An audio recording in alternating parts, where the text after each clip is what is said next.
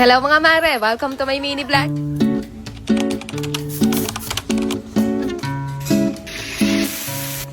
Magandang araw mga mare! It's a beautiful Monday morning. Kamusta naman ba kayo? Literal na napakaganda ng araw ngayon. Ilang araw din kasi na medyo masama yung pakiramdam ko. Pero don't worry dahil eto at kicking and alive na naman ulit si Maring Rodaline yan. Ilang araw din nga na medyo maulan-ulan yung panahon. Kaya etong mga nilabhan ko nung Sabado pa medyo mamasa-masa pa rin nga hanggang ngayon. Lunes na Lunes mga mare at ika nga nila bawal daw tamarin kapag araw ng Lunes dahil buong linggo ka na daw tatamarin. Kaya eto at magsisipag-sipagan muna tayo ngayon. So ayun at nilinis ko lang din muna tong aming munting hardin. At ilang araw ko na rin nga itong napabayaan.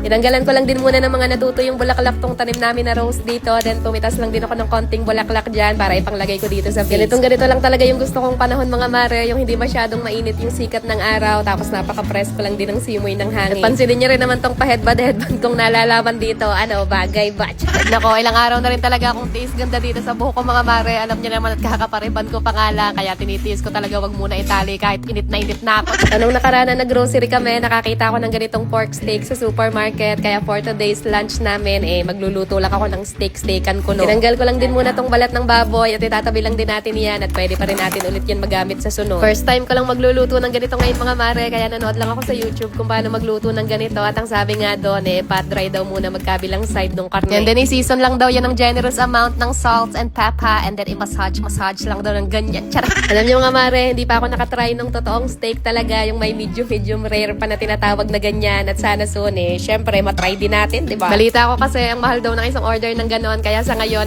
kere-kere na muna tayo sa ganito, yung ganitong steakan lang muna. Ang kaso mga mare, mukhang epic fail yata itong ating steak dahil pagkabaliktad ko nga parang mukhang pork chop lang yung kinalabas. Ilagay lang din pala ako dyan ng hiniwang bawang, ng butter at dapat nga meron pa daw yung rosemary na dahon kaso wala akong available dito kaya kere-kere na yan.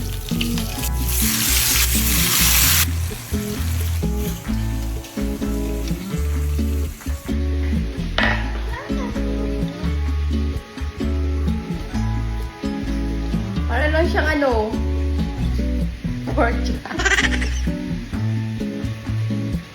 Siya, hindi siya makunat, baby. Tika na. Ang lambot. No.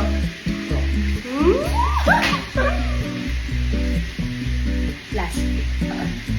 Hindi na nga pala ako gumawa ng sauce mga mare dahil wala akong available na sangkap dito kaya magigisa na lang ako nitong mixed vegetable. Then tinimplahan ko lang yan ng konting asin, paminta, konting asukal para lang magustuhan ng mga bata yung lasa. At syempre dahil medyo pasosyal tong ulam natin ngayon kaya medyo nag-inainarte lang din ako ng konti sa pag-plating.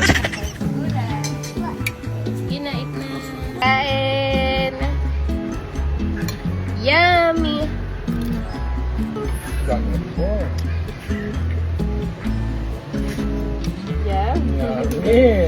At hanggang dito na lang muna ulit ang aming mga simpleng kaganapan. See you again sa next vlog mga mare. Good night na muna at ayun lang muna ulit for today.